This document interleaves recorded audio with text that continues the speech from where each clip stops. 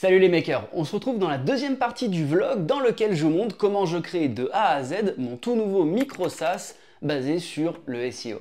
Alors si vous ne l'avez pas déjà vu, je vous mets le lien par ici pour aller regarder la première partie du vlog dans laquelle je vais vous montrer les prémices, comment j'ai eu l'idée, les premières interviews, les premiers développements de fonctionnalités. Et dans ce nouveau vlog, je vais vous montrer déjà la suite des fonctionnalités, je vais vous montrer aussi comment je fais mes wireframes, ce que j'avais pas pu vous montrer dans le dernier épisode. Je vais également vous montrer une autre partie d'interview que j'ai fait avec un potentiel futur utilisateur. Et enfin, je vais vous parler de comment je fais pour avoir une stratégie de branding, une stratégie de design qui va me permettre, je l'espère, d'attirer pas mal de clients. Alors j'espère vraiment que ce nouveau format vlog vous plaît, n'hésitez pas à me poser toutes les questions que vous avez en commentaire, c'est vrai que c'est pas facile de filmer et d'être exhaustif sur tous les sujets, donc n'hésitez pas à me poser vos questions. Également abonnez-vous si ce n'est pas déjà fait, il y a pas mal de gens qui regardent mes vidéos et qui ne le sont pas, pourtant ça aide à faire connaître la chaîne et puis ça aide à propulser ce type de contenu qui à mon avis pourrait aider pas mal de gens qui veulent lancer leur propre application. Donc n'hésitez pas à vous abonner, également à partager la vidéo à d'autres gens à qui ça pourrait être utile. Voilà, sur ce, je vous laisse avec le mois d'il y a quelques jours, quelques semaines. Alors dans le dernier vlog, j'ai oublié de vous montrer les wireframes que j'avais fait. Je vous avais dit que j'allais faire sur papier pas mal de wireframes. Moi je préfère ça en fait à utiliser des outils. Enfin, de manière générale, j'aime bien avoir un papier, un crayon, ça m'aide à réfléchir. Donc j'avais bien bossé sur toutes les wireframes pour pouvoir attaquer le développement. C'est vraiment l'étape première à faire avant d'attaquer, se lancer dans la technique. C'est juste savoir comment on va organiser nos pages. Ça permet de gagner beaucoup de temps par la suite, croyez-moi. Donc c'est ce que j'ai fait et j'avais complètement oublié de vous le montrer, donc je vais vous les présenter tout de suite. Voilà, donc ça c'est les wireframes que j'avais faites du coup sur mon cahier. Donc l'idée d'une wireframe c'est très simple, c'est vraiment juste d'organiser les éléments sur une page. Là on parle pas d'UI, donc de User Interface, on parle vraiment d'UX, c'est-à-dire dans quel ordre, à quel endroit on va mettre tel ou tel élément pour que, 1, l'utilisateur y comprenne à quoi sert cet élément, pour que 2, l'information elle soit bien organisée, et pour que 3, le tout fonctionne bien et que l'expérience utilisateur soit fluide. Donc moi j'ai travaillé sur les écrans principaux de mon application, je me suis même pas attardé sur par exemple le dashboard, je l'ai pas fait. Pour moi les écrans principaux ça correspond aux fonctionnalités principales de mon app, que sont l'éditeur de contenu, donc l'assistant de rédaction d'articles, la liste des articles, donc ça c'est plus un truc assez général on va dire, donc d'affichage des éléments, donc c'est les articles et les différentes recherches de mots-clés. Et j'ai fait aussi donc la fiche de mots-clés que je vais pouvoir réutiliser et l'écran de rank tracking.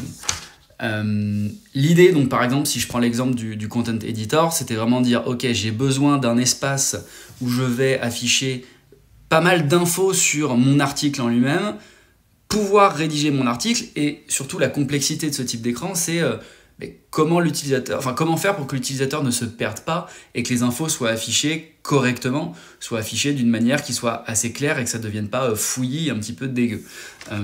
Donc moi j'ai eu cette idée de séparer en deux mon écran avec une répartition en 1 tiers, 2 tiers, 1 tiers pour les informations avec le score, la Google Preview. Là j'ai des onglets en fait que j'ai imaginé où je vais pouvoir donner plus de data, plus d'insights. Est-ce que les titres ils sont à la bonne place? Est-ce qu'ils sont assez longs? Est-ce que le mot-clé est contenu dans tel ou tel truc? La densité du mot-clé, enfin bref, pas mal de calculs SEO assez complexes que je vais pouvoir afficher avec les différents onglets.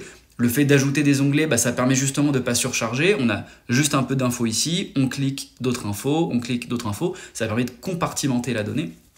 On a une barre de navigation, donc avec la petite croix pour revenir, la petite flèche pour revenir en arrière, un bouton publier, un bouton sauvegarder, le titre, et ici, la rédaction de l'article. Ce qui fait que l'information et je dirais les fonctionnalités de cette page sont compartimentées. On a les fonctionnalités de visualisation, d'évaluation, la fonctionnalité de création, de rédaction de l'article qui est ici, et donc on voit bien que c'est compartimenté. L'autre chose importante que j'ai imaginé, là j'ai mis ça ici rétractable, c'est que je me demande si je vais pas faire, ça c'est mon menu, c'est mon size menu, je me demande si sur cette vue là je vais pas permettre que le menu se rétracte pour pouvoir justement laisser encore plus d'espace et avoir encore plus de place pour afficher de l'information. Donc ça je vais voir. Ici, c'est juste une preview de la liste des articles. Il en faut dans toutes les applications des listes. Donc un truc assez simple hein, avec le titre, une barre de recherche et un tableau. Dans Bubble, ça sera soit un repeating group, soit une table qui va permettre d'afficher mes listes d'articles et de recherche. C'est pour ça que j'ai mis keyword list variante en haut.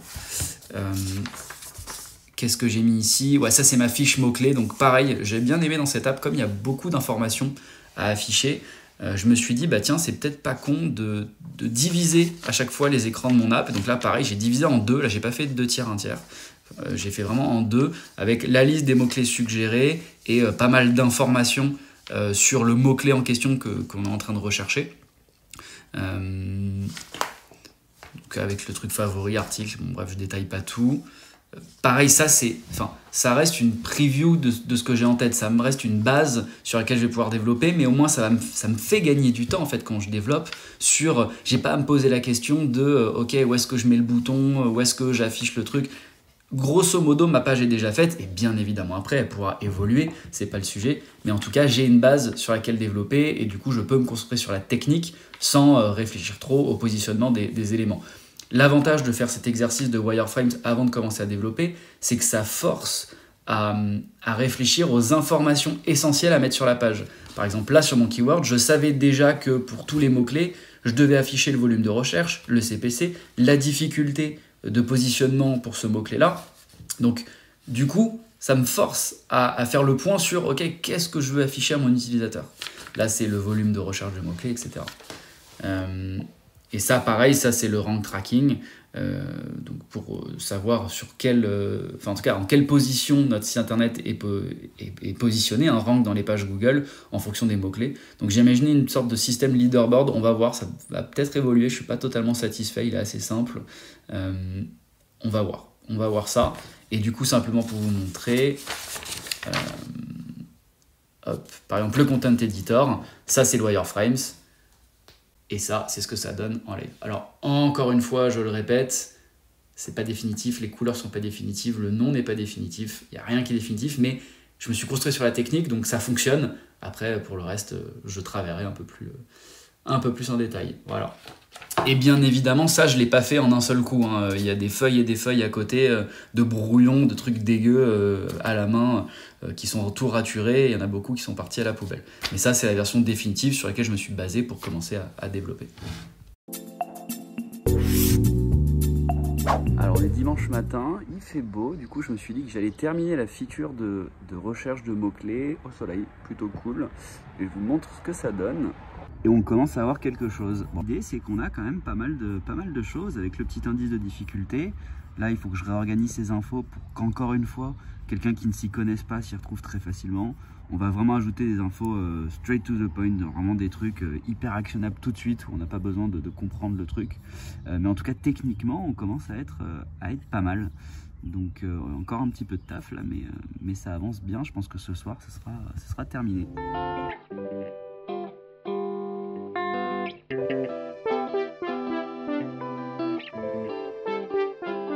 Ok, alors après pas mal d'heures à bosser sur l'interface et sur la technique surtout, j'ai quasiment terminé à 99% la fonction de recherche de mots-clés. Donc l'idée, c'est vraiment d'ajouter des informations qui sont hyper utiles, pas mettre des tonnes d'infos techniques SEO pour les gens justement qui s'y connaissent pas.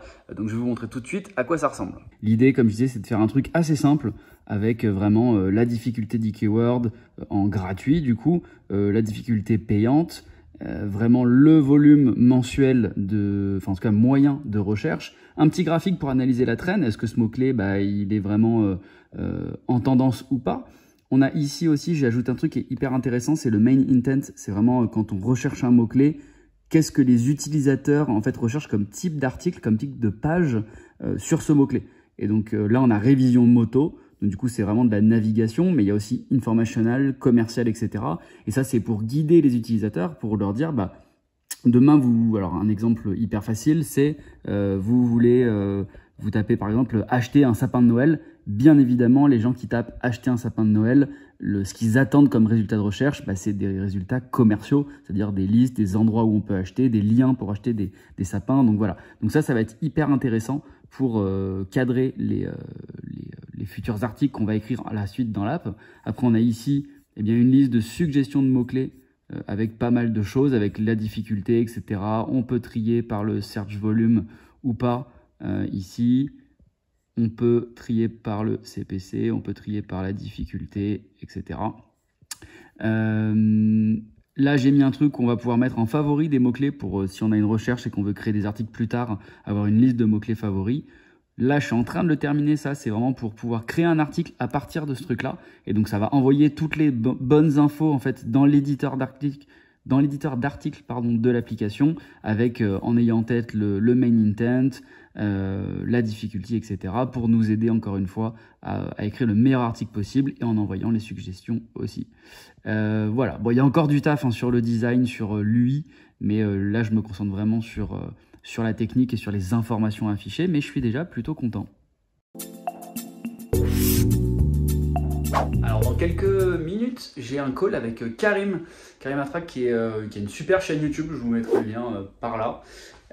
J'ai un call avec lui pour parler de l'app, de voir un peu ses attentes. Il m'avait envoyé un message pour me dire qu'il était assez intéressé. Donc j'ai fait pas mal d'interviews depuis la dernière fois, j'ai confirmé pas mal d'hypothèses de users, d'hypothèses de fonctionnalités que je vais pouvoir mettre en place, d'autres que j'ai écartées également, des fonctionnalités que j'avais en tête qui étaient finalement un peu superflues, enfin en tout cas dans une première version. Donc hyper cool de pouvoir échanger avec Karim parce qu'il a énormément d'expérience dans les startups et donc ça permet d'avoir une vision un peu plus globale et c'est toujours bien, au-delà d'avoir des avis juste utilisateurs, d'avoir un avis peut-être plus entrepreneurial, un avis plus éclairé, ça permet de sortir la tête du guidon. Et puis, je vais vous mettre quelques extraits du call, comme la dernière fois avec Thomas. Voilà. Du coup, tu as mis un commentaire là sous la vidéo qui m'a fait tilter. Tu m'as parlé, tu m'as dit, ouais, je suis intéressé par la roadmap, tout l'aspect roadmap, etc.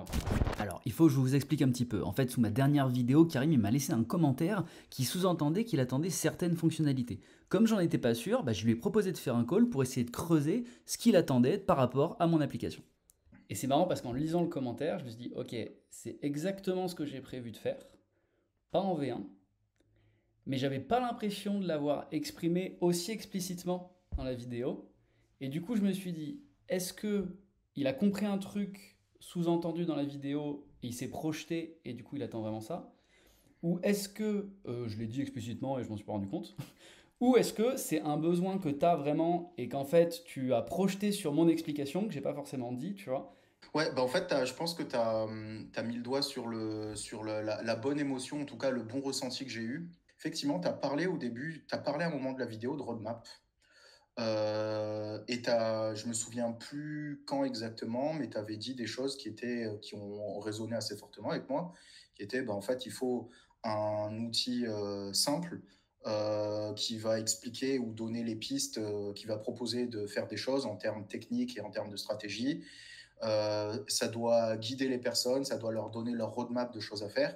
Et moi, du coup, quand tu as prononcé le mot roadmap, effectivement, j'ai mis ça en lien avec moi, mon contexte, qui est j'ai des connaissances partielles, parfois spécifiques, mais j'ai rien qui les relie entre elles. Donc, ça serait cool s'il y a un outil qui m'aide et qui me dise, écoute, Karim, tu veux commencer ton site, déjà, de quoi tu veux parler? Est-ce que tu as des idées je sais pas, d'articles, de thèmes, etc. Et qui va me dire, la première chose, c'est, je sais pas, définir certaines thématiques générales, faire la structure de site-là, et ensuite d'approfondir avec des articles un peu plus spécifiques. Et en fait, comment je construis mon cocon d'articles, comment je construis mes fenêtres d'articles, tout ça, j'ai pas de stratégie claire en tête, en fait. Ok, donc call vraiment super intéressant avec Karim. Il m'a pointé pas mal de choses que j'avais pas forcément en tête, ou en tout cas que j'avais perdu de vue depuis le début du développement. Donc super cool. Il m'a aussi confirmé pas mal d'hypothèses que j'avais par rapport à la manière de résoudre les pain points de mes personas. Moi, mon postulat de base, c'était que les gens qui ne sont pas consultants SEO, donc les solopreneurs, indie makers, ils ont des connaissances en SEO, mais ils savent pas trop par où commencer, ils savent pas trop par où aller, ils se sentent un peu perdus. Et ça, Karim l'a vachement bien souligné avec un aspect, comme il le dit dans le call, de roadmap. En fait, lui, ce qu'il attend de l'outil, c'est vraiment quelque chose qui lui indique la roadmap à suivre pour qu'il ne soit pas perdu et surtout qu'il gagne du temps. Donc ça, c'est génial parce que je l'avais en tête, mais le fait d'avoir fait ce call, ça me permet de me recentrer sur cette proposition. J'ai pensé à 2-3 petites choses que je vais pouvoir intégrer dans la bêta, qui ne va pas me prendre trop de temps et qui du coup à mon avis va apporter encore plus de valeur à mes premiers utilisateurs. Donc ça c'est hyper important quand vous lancez une app de toujours continuer de faire des calls en permanence. Il ne faut pas vous dire genre c'est bon j'ai fait 30 calls et maintenant j'arrête, je peux commencer à développer à fond. Non, dès que vous avez l'opportunité de parler à quelqu'un qui pourrait être intéressé par votre outil, encore plus, là Karim il a une vision aussi entrepreneuriale, dev, très start-up. C'est bien de parler à ce type de personnes parce que ça permet d'avoir une vision peut-être plus haut niveau ou en tout cas un autre angle et ça vous donne encore du grain à moudre et de la matière à réflexion pour la sortie de l'app. Donc super content de ce call et maintenant je m'y remets. Alors il y a un truc sur lequel je voulais revenir et qui est assez intéressant je trouve dans le développement de l'application, c'est vraiment la réflexion sur le process utilisateur. Moi quand je fais une app, je veux vraiment que le parcours utilisateur au sein de mon application soit hyper fluide et apporte un maximum de valeur ajoutée sans friction. Donc la friction c'est quoi? C'est vraiment quand l'utilisateur est sur une fonctionnalité, il ne faut pas qu'il recherche comment l'utiliser et deux, il faut qu'une action qu'il entreprend naturellement l'amène vers la prochaine action logique à réaliser dans l'app. Et en fait, si on regarde dans l'application là, j'ai fait un truc qui est, je trouve, assez sympa. L'idée, c'est que ici, on peut rechercher des mots-clés, d'accord? Donc, on a par exemple le dernier que j'ai cherché, c'est acheter peinture. Donc, on arrive sur cette page qui nous donne pas mal d'infos sur le mot-clé acheter peinture, d'accord? Avec une liste de suggestions ici. Donc, on a à gauche les informations pour le mot-clé qu'on a recherché, donc ça c'est vraiment ce qu'on veut, avec le type d'article qui est attendu, la difficulté, l'historique de recherche au sein de Google, etc. Sur la droite, si on veut aller plus loin, on a d'autres mots-clés qu'on peut voir ici, d'accord? On peut bien évidemment les trier, etc. Enfin bref. Et ici, on a deux boutons que je trouve très intéressants, qui sont on peut le mettre en favori, donc pour pouvoir le réutiliser plus tard, peut-être pour un article ou pour quelque chose d'autre. Et on a ici Create Article. Alors la fonctionnalité n'est pas encore terminée, donc on ne peut pas cliquer. Mais l'idée, c'est que si ce mot-clé nous plaît, on dit, bon là, Keyword Difficulty 70, ça va être un peu compliqué. Mais je peux par exemple aller ici, cliquer là, et du coup m'amener vers où acheter peinture Eleonore Déco. Me dire, ok, lui, il est peut-être plus intéressant parce que la difficulté est plus intéressante. Donc du coup, je vais aller faire une recherche plus approfondie. Et à partir de là, je fais Create Article. Ce qui va du coup me rediriger directement vers le créateur d'article, d'accord, qui va arriver ici, il va récupérer les bonnes infos, nous mettre le bon mot-clé, nous générer les bonnes idées de mots-clés qui sont ici, qu'on va pouvoir réutiliser dans l'article, d'accord, et ça va permettre à l'utilisateur, en quelques clics finalement, et sur un parcours qui est quand même très logique, de rechercher un mot-clé, de le mettre potentiellement en favori, ou en tout cas d'en mettre certains autres en favori qu'il a repérés mais dont il n'a pas le temps de s'occuper tout de suite, et dès qu'il a trouvé un mot-clé qui lui plaît, de directement commencer la création d'un article. Et ça, je trouve ça intéressant d'avoir cet aspect parcours utilisateur très fluide de vraiment, ok, on arrive sur quelque chose, je recherche un mot-clé, ça m'amène à d'autres fonctionnalités de mon application qui vont apporter elles aussi chacune de la valeur. Et donc ça, je trouve que c'est hyper intéressant quand vous créez une application d'avoir cette logique de parcours d'UX fluide en fait. Alors aujourd'hui, je me concentre sur vraiment l'aspect design, identité graphique, branding de l'application. Et du coup, je me filme parce qu'il y a un truc vraiment intéressant que je voulais vous partager. C'est que je vais essayer pour cette app de réutiliser la même technique qu'on avait utilisée avec Benjamin, mon associé, sur Tiki, que vous voyez à l'écran. L'idée derrière Tiki, pour ceux qui ne savent pas, donc c'est une sorte d'ERP pour les indépendants qui permet de faire un CRM, un outil de gestion de projet, un outil de devis, facturation et de suivi de comptabilité pour tous les freelances. Et en fait, nous, quand on s'est lancé, donc c'était il y a 4-5 ans je crois, il n'y avait pas beaucoup d'outils sur le marché contrairement à maintenant et les outils qui étaient présents, ils n'étaient pas très ergonomiques, pas très, je vais utiliser le terme joyeux.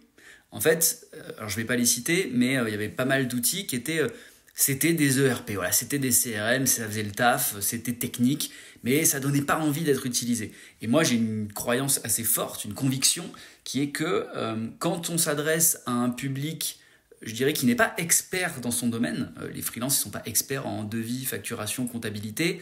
Là, le SEO, moi je ne m'adresse pas à des consultants SEO, je m'adresse à des gens qui veulent faire du SEO sans pour autant avoir 5 années d'expérience dedans. Moi, cette conviction que j'ai, c'est que quand on s'adresse à des non-experts, il faut faire un outil qui soit agréable à l'œil est bien évidemment agréable à utiliser.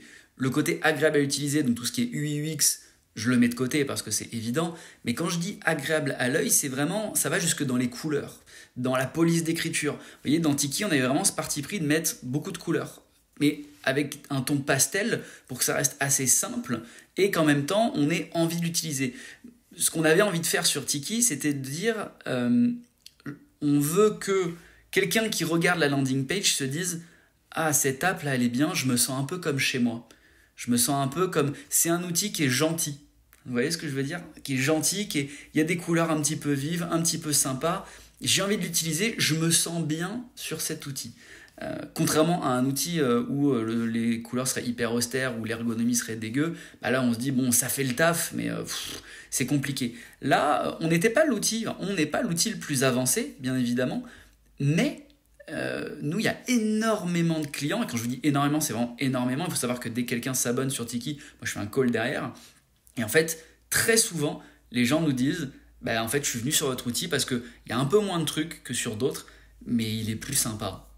L'interface était plus sympa, ça me faisait plus envie, et du coup j'ai testé, et effectivement en testant je me suis rendu compte qu'il y avait les fonctionnalités dont j'avais besoin et pas plus, donc en fait je suis passé chez vous. Et c'est exactement ce que j'ai envie de faire sur l'outil SEO, c'est de dire bien sûr c'est pas l'outil, c'est pas un Ahrefs, c'est pas un SEMrush, c'est pas ce genre d'outil, il y a beaucoup moins de fonctionnalités, mais en fait il n'y en a pas besoin. Il n'y en a pas besoin du tout. Et donc, avec une interface qui est sympa, avec un code couleur qui est sympa, j'ai envie d'attirer l'œil des solopreneurs, des indie makers, et de leur dire, regarde cet outil, il est cool, teste-le, tu vas voir qu'il y a juste ce dont tu as besoin, pas plus, et du coup, tu seras bien. Donc, c'est là-dessus que je vais travailler aujourd'hui, c'est vraiment ce code couleur. Je vais faire pas mal de tests, je vous partagerai un peu mes résultats. Mais voilà, l'idée c'est de faire un truc qui est gentil. Et je pense que c'est un bon conseil à donner quand vous voulez faire une app qui n'est pas expert dans le domaine, de faire un truc qui soit agréable à l'œil. Genre vraiment, et je parle pas de design, hein, attention, vous pouvez faire un truc ultra design qui soit pas agréable parce que les couleurs seront assez spécifiques. Là c'est vraiment quelque chose où on se dit, ah ouais, c'est sympa. Alors, petit outil hyper utile que j'utilise tout le temps quand je fais des recherches de palettes de couleurs pour mes projets, qui est vraiment excellent, c'est coolhorse.co, comme ça. Et en fait, ça vous permet de générer des palettes de couleurs. Genre juste en tapant sur la barre espace, là, ça me permet de générer, comme ça, des palettes de couleurs. Et alors, ce qui est trop bien, c'est qu'après, bien sûr, on peut les modifier, etc. Tiens, par exemple, celle-là, on va dire que je l'aime bien. Ben, je peux, par exemple, dire, OK, je veux visualiser les couleurs sur des vrais projets. Et donc là, ça fait, hop, ça me donne une idée de ce que ça pourrait donner. Et donc, il y a même un dashboard, un truc comme ça. Et je trouve ça trop cool. Donc, je vais m'inspirer de ça pour faire ce truc-là. Parce que ça, c'est vraiment trop bien. Ça donne pas mal d'inspi et ça permet de trouver les bonnes combinaisons de couleurs grâce à ça. Ok, alors après quelques heures de tests et de recherche, moi j'ai fait ce truc-là j'aime bien le faire quand je travaille sur des projets. C'est plus pour avoir une vue globale de mes principales couleurs, d'un aperçu de mes éléments, de quelques inspi que j'ai ici. L'idée c'est vraiment juste d'avoir une vision un peu haut niveau de à quoi va ressembler l'identité de l'app. Donc les couleurs sont pas totalement définitives, on va voir un peu, je vais m'inspirer, j'aimerais bien avoir du bleu, même si je sais qu'en SEO c'est beaucoup de violet ou de orange. Donc je vais voir, mais en tout cas ça c'est la palette de couleurs de Coolhorse de tout à l'heure que j'ai juste un tout petit peu retouché. J'ai décidé d'utiliser la fonte Inter qui je trouve fait assez pro. Je veux que ce soit une fonte qui soit, je dirais, sympathique à l'œil et en même temps qui fasse sérieux et qui fasse pas outil fait en 2 heures, ce qui n'est pas du tout le cas.